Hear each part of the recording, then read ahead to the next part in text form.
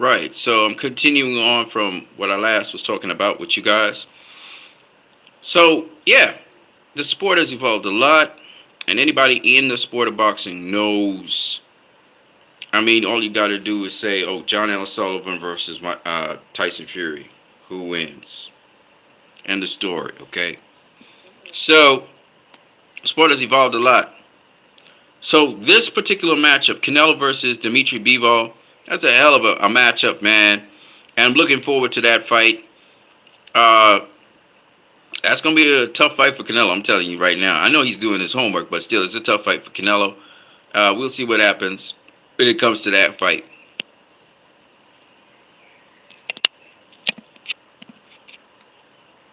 All right, coming up this weekend, we got Tyson Fury versus Dillian White.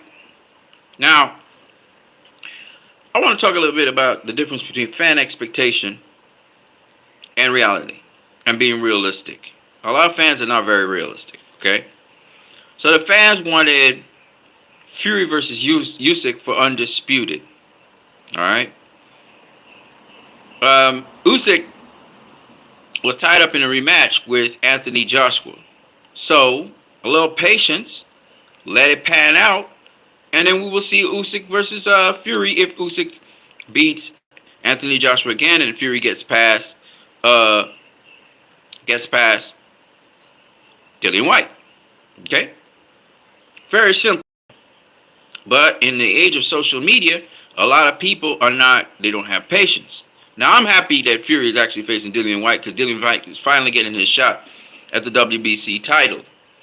And he's trying to put his best foot forward so that he can ensure that he can win those fights. He's probably studying Fury and the shots and punches that he has to avoid, how he gets past Fury's jab and his long reach. And he's probably also thinking that once he can land certain punches on Fury, he'll drop him. Because he's probably studied it and seen what causes Fury to get dropped in fights. So he's doing his due diligence and homework. Sure, he understands he has to get underneath Fury's shots where he can. Fury is a very versatile fighter. So hopefully he's doing his homework and doing what he needs to do to be able to have a chance to win that fight. Fury's shown that he has a hell of resilience. Right, he comes back. You hit him with a punch, you catch him real flush and good. He goes down, he gets back up. So this is gonna be an interesting fight in many different ways. I favor Fury 100% because he's so much bigger than Dillian White in every single kind of way. And I can tell he's looking to bully Dillian White in this fight. He's going to walk him down, try and bully him, and back him up. Because I don't know how good Dillian White is fighting going backwards. He's been pushing the pace. But he is a counterpuncher, so he might catch you with a shot or two. But I don't know how good he is fighting off the back foot. So we'll see. He's very competent, Dillian White is. But, again, lumbering feet. Fury's way quicker than he is. Way faster than he is.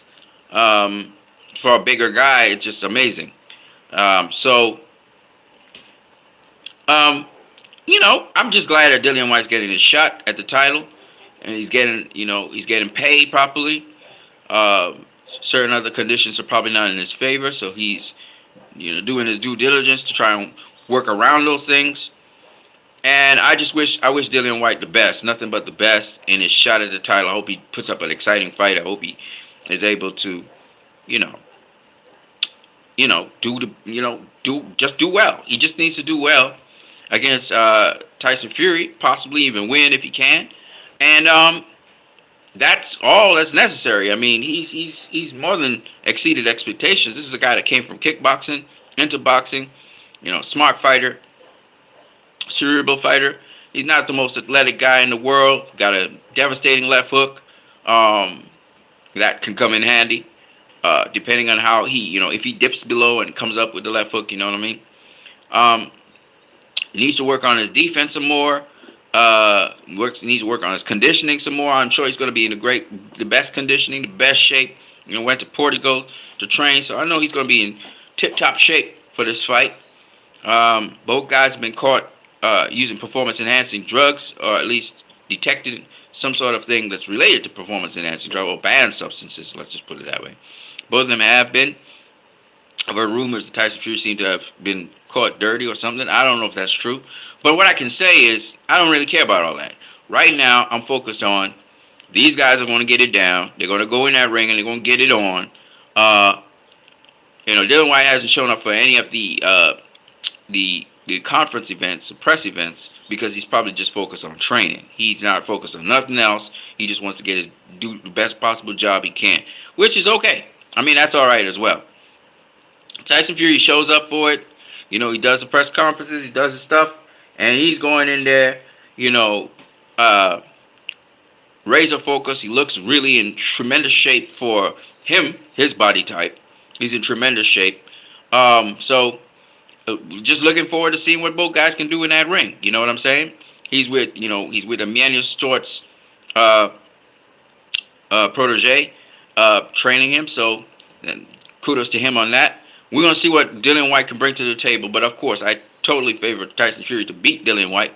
Dillian White beats Tyson Fury. That's a nice big upset right there. And that would make Dillian White's name. So I don't blame him for training his butt off, But it's a heavyweight fight we're looking at. And this is two of the top heavyweights in the heavyweight division. So this is great stuff. Again, we're spoiled. Like, this is coming up this weekend, and check this out. And this is so this is in the month of April, right? Now, I don't know if this fight will ever come off or not. Not too sure, because Alexander Usyk, right at this point in time, he's caught up in a war. So I don't know if he'll be able to leave or not, and things are not necessarily the best. But the rematch between Alexander Usyk and Anthony Joshua, that is supposed to come off this year. Now, so many different variables and factors we have to consider when talking about this. Right now, we're talking about, the country of Ukraine is right now in the middle of a war with Russia, okay? A nasty war, a dirty war. And so, as much as I know Usyk's probably in a safe place somewhere there, I really don't appreciate the fact that, this is going on still. And this may jeopardize the Bivol versus Canelo fight, at least in terms of fighting for a title. So, as long as Vladimir Putin is playing donkey, I think we're in some serious problems when it comes to certain fights, because not only does the international community have to frown upon this, because this is unprovoked invasion that's going on, and I don't agree with it, just like almost any reasonable-minded person. And I do hope that the world will not just stand by and allow this to happen. That if we have to have World War III, we should have it. I don't care if this dude has nuclear codes or not. I really couldn't care less. Right now, this is something where the world needs to band together and say, no, we're not allowing this. If you can't do that, then atrocities are going to happen much more often, because more people are going to be emboldened by these strongmen. These strongmen need to be taken down, and they need to be taken down hard. Okay? Putin is a dude who feels if he's going to get squeezed, he's going to squeeze everybody. And that shit, it don't fly. Not with me. I don't like people trying to play the fool. I prefer to go down in a blaze of flames than have some fool do that and feel that they can do whatever they want to do around me. So similarly, and we don't like bullies. So similarly, I think that it is only in the best interest of the world to, if we need to have World War III, then so be it. But I don't care if this dude has nuclear codes. Okay? Guess what? Certain countries in the world have nuclear codes too. And so if he's going to go nuclear, just understand, they're going to obliterate St. Petersburg. They're going to obliterate it. Because the first target they're going to come at is St. Petersburg. Alright? They're going to clear out Russia. They're going to blow the capital of Russia off the face of the map. He needs to know you the first target we're gonna come at because you're the one who decided to pull the nuclear codes. All right, we'll come at you, and that's what they need to know. These dudes will keep in line if they realize they can't get away with shit. Right now, he's getting away with stuff because he's bluffing by saying I got the nuclear codes, and he don't care. He's just trying to have self-preservation, and since he's trying to have self-preservation, you need to call him on the bluff and say we will blow St. Petersburg off the map. You got to talk tough to these fools. You can't be cowering to them. How many countries have nuclear weapons? There's a number of countries that have nuclear. All of them need to train their weapons on Russia and say, we will blow you the hell off the map. There will be no more Russia at the end of the day. If you keep on doing this nonsense, you have to stand up to a bully. They don't understand any of the language. Anyways, man, so when it comes to Russia invaded, and Ukraine may not be a NATO country, but it's a NATO ally. And therefore, it's in NATO's interest to go in there and bomb the crap out of Russia if they keep on doing this. Don't. That's my friend. That's why I call him an ally. He's my friend. Don't touch my friend. Get the hell out of my friend's country. That's what they need to be doing. They need to rally behind the Ukraine. Now, if the Ukraine says, oh, God, I'm going to handle this, fine. But if they can't handle it, man, that's what we have teams for. Can't stand idly by. If you can't handle your business, we're going to come in. We're going to come in and we're going to help you. You know what I'm saying? Itchy trigger finger, baby. Take him down. Take him down. Take him out of the game. Then disarm the whole entire country. Okay? Because, you know, this dude playing dangerous game of Russian roulette, man. Dangerous game of Russian roulette. And he need to know that with uncertain terms. This genocide must not happen. It must not happen. So, just continuing on here. So Usyk versus Joshua may be in jeopardy. It looks like it's on. We hear it's on, and then we hear it's off. We hear it's on, it's off. I think Usyk will. You know, they were talking about having it where the venue would be. And Usyk would talk about the plight of his country. But he's not in, you know, he's in the fire, but he's not in the fire at the same time. You know, they're going to look out for him to make sure he's protected. But still at the same time, I just think that, at the end of the day, you know, this is not good for nobody. You know what I mean? And especially the people on the ground who just, so many bodies being killed and just thrown in, you know. Somebody needs to stop this shit because I'm telling you right now, this is not good. And if it takes me on this platform to say that, I'm going to say it. Okay? Even though this is boxing. So anyways, back to what I was saying. So Usyk versus Joshua, that was supposed to happen. We don't know when it's going to actually happen now. They're saying September 25th. But that's again this year. And that's, again, another fantastic fight. You know, that you can't just sweep that under the rug. You know what I mean? You can't just sweep that under the rug. You know what I mean? All right. Oh man, it's just gonna get hotter and hotter. We gonna get there. We gonna get there. So the next fight we got. Savannah Marshall handled her stories. Karisha Shields handled her stories. So we're looking at Karisha Shields versus Savannah Marshall. I'm not too sure if this is for an undisputed fight. I know Savannah Marshall has the WBO title. I'm not too sure if Karisha has any of the other belts. But they will be fighting one another this year, for sure. This is a fight in women's boxing everybody wanted to see. It's been brewing for a while. You know, Savannah been going back and forth with Karisha. It's going to happen in the UK, so Karisha's crossing the seas to face Savannah Marshall, which I love. And I'm looking forward to seeing how that fight pans out. You know, I favor Karisha in that fight, but still nonetheless. Savannah might show us something that we didn't know. So I'm looking forward to that. Absolutely looking forward to that fight. And we'll see how things pan out there.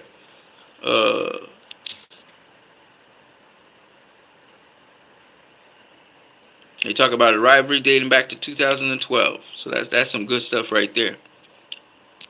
That's women's boxing. I got a couple more coming this month again. This month, April. So we had this month um, we have Tyson Fury versus Dillian White. All right. And then this month as well, we also have Shakur Stevenson versus Oscar Valdez. And to be honest with you, I know Oscar Valdez is a relentless fighter. Um, Shakur, he did stop his last opponent, but he's not known as a guy with stopping power like that. Valdez break you down, beat you up, and then get you out of there. Shakur is obviously the better boxer of the two. Silver medalist, etc., etc. Oscar Valdez was an Olympian as well. I'm no Canelo and Valdez and Sheppo's son. They're working on a game plan. They obviously are working on a game plan to try and defeat Shakur. But you have to have like several game plans to beat Shakur. But they also have to work on their own, on themselves. Obviously, I favor Shakur to win this fight. Depending on how Oscar approaches the fight, we'll know if this fight is going to be by stoppage or if it's going to be a decision. Okay? But this, again, is another tremendous fight. As much as I'm talking about who would be the favorite and stuff, the beauty of boxing is that you just never know. You just never know in boxing. Something could come up and something that, you just never know. So that's the fun of boxing. Now, the prediction for this fight, I can predict because I just know how tremendous Shakur Stevenson is as a boxer. Okay? As a boxer. So that's why I could easily do that prediction. Alright? Now, the next fight is for undisputed, ladies and gentlemen. This is where we go into the terrain of the undisputed fights. Kambosos Jr. versus Devin Haney. It's happening in Kambosos' backyard in Australia. So like Karisha Shields, Devin Haney is so confident in his skills, he's willing to go into Kambosos' backyard in Australia, where Kambosos is gonna feel like the playing field kind of favors him because it's territory that he's familiar with. Now this fight happens in June of this year. Marble Stadium, Kambosos versus Devin Haney. Definitely going to be a money-making fight for Kambosos. He'll do very well. Everybody's going to come out to support the Spartan. So I'm looking forward to this fight. This is unification for all the belts. There will be no dispute about who is the true undisputed champion at the end of this fight. Devin Haney is the WBC champion. Kambosos is the IBF, lineal, WBO, and WBA, as well as WBC franchise champion. Okay? So, definitely looking forward to this fight. Kambosos, of course, trains his butt off like nobody's business. So does Devin Haney. We'll see. I favor, of course, Devin Haney to win this fight, in spite of the fact that he's going into Kambosos' backyard, in spite of the fact that, the judging might be sketchy, in spite of the fact that the conditions may not always favor Devin Haney in Australia. Once they're hospitable and they're allowing Devin Haney to train and stuff over there, it should work in Devin Haney's favor. Then they're going to play, of course, a lot of psychological games, and they're going to try and, change up different things. I know how the usual run-of-the-mill stuff is. And Devin Haney going with his father down in there, he understands it might be a raw deal, a rough deal, but again, it's all about getting that title. So, we'll see how things pan out down there in Melbourne, Australia. Just with Karisha seeing it's the same thing. But I expect Devin Haney still to take it, in spite of all of that, because I believe that Devin Haney has the abilities, the pedigree, the abilities, and the skills to pull something like that off. He's not the first time Devin Haney has gone down into another country to fight. He used to fight in Mexico as well. in a very hostile environment, and he would win over the crowd. So this is not something new for Devin Haney. The level of it and the atmosphere and everything is nothing new to him. So it should be interesting if he will follow in the footsteps of Terrence Crawford, Errol Spence Jr., Karisha Karisha Shields is going across there now, so she can't say her, but she's also doing the same thing. And we'll see if the home court advantage favors Kambosos and the conditions that might be presented. We'll see. But ultimately, in the end, a true champion can fight through anything. So we'll see what happens. But it's not a guarantee that Devin Haney would win. Kambosos is a very game opponent. He's a pretty decent counterpuncher, and he does counter in combinations. So we'll see what transpires. Devin Haney can take the fight into his own hands and down the stretch with a good game plan, probably stop Kambosos if he knows what to do. But again, to stop a guy like Kambosos, it takes a lot to stop him because he's not going to lie down. He's not going to quit. Kambosos is a fighter to the end. He'll go out on his shield. You can tell. And it takes a lot to get him out on his shield. So it will be a very interesting fight.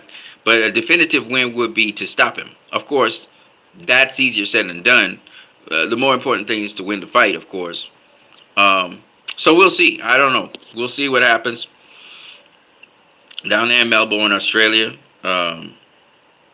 Hopefully, Devin Haney and his father and his team are prepared for what they may have to face down there. That's the important thing. But this is a hell of a fight, and I'm looking forward to seeing that. That's the first undisputed fight, and that's happening in June. That's this summer. Okay? So, I'm just saying, man. I'm just saying.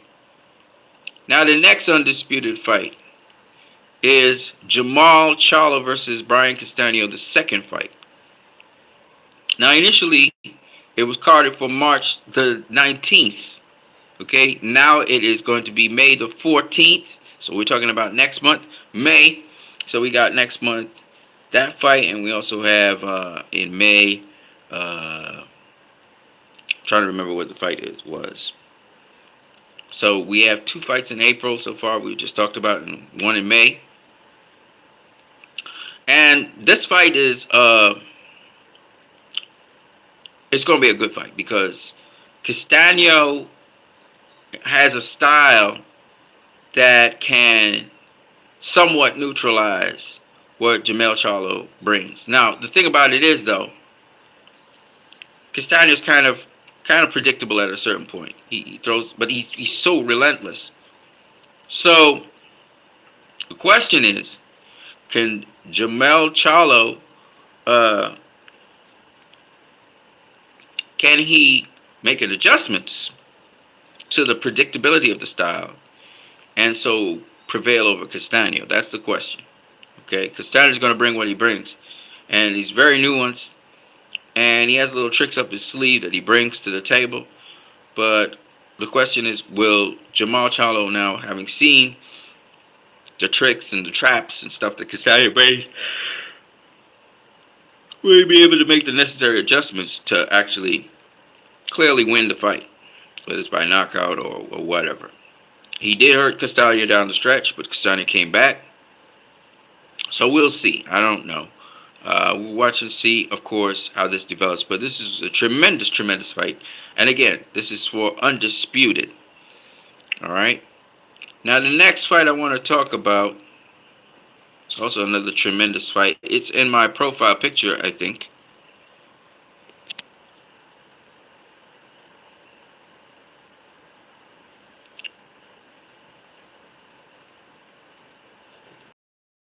This picture right here. This is the third undisputed fight. It probably happened somewhere either in the summer or in the fall. And this is a fantastic fight because, again, we're talking about two really top-tier fighters. In this case, I cannot predict the outcome of this fight. I've said this over and over. I don't know who's going to win. Errol Spence had put on a tremendous performance against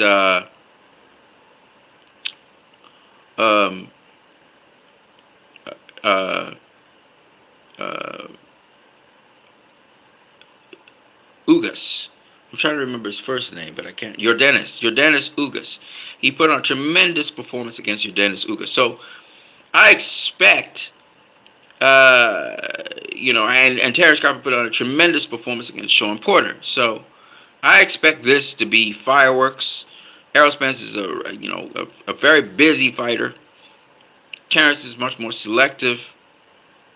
Uh, you know, boxes more. He's a very sharp fighter. So I would love to see how this would pan out. I'm very excited. It's a history in the making in so many different ways.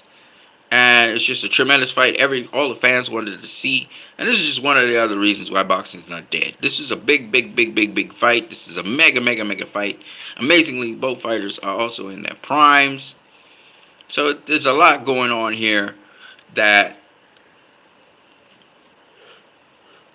really leads to this is going to be a mega fight. This is going to be one of those mega fights. So I am looking forward to it with bated breath. And it's going to be a tremendous fight. And this is why boxing is not dead. I've said it over and over and over again. And this is the third undisputed unification fight, right? We're talking about now. If you're just talking about undisputed fights, we also had Canelo Alvarez last year, who became undisputed at 168 when he faced Caleb Plant. But this year, we had Taylor. I forgot what his name is. At 140, Josh Taylor defended his undisputed title against Jack Cattrall. And Jack Cattrall, he actually got robbed, I believe, because he should have won that fight, hands down. I mean, it is what it is, though. That's boxing for you. Now, the final one I want to talk to you guys about here in this lineup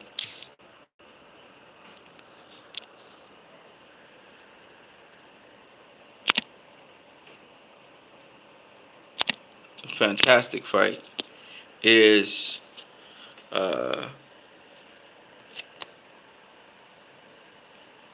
Amanda Serrano versus Katie Taylor. And that is also happening this month. So there are three pretty big fights. And this is also an undisputed fight, even though it's not a unification fight. It is for Katie Taylor's lightweight undisputed title. Amanda Serrano coming up to lightweight to face Katie Taylor. And this is one of the biggest fights you could ever possibly have. Shout out to Leroy Khan. What's up, brother? That's one of the biggest fights you could ever possibly have at in women's boxing. This is the mega fights. So the mega fights are Errol Spence versus Terrence Crawford, and then you got Katie Taylor versus Amanda Serrano. These are the mega fights for the year.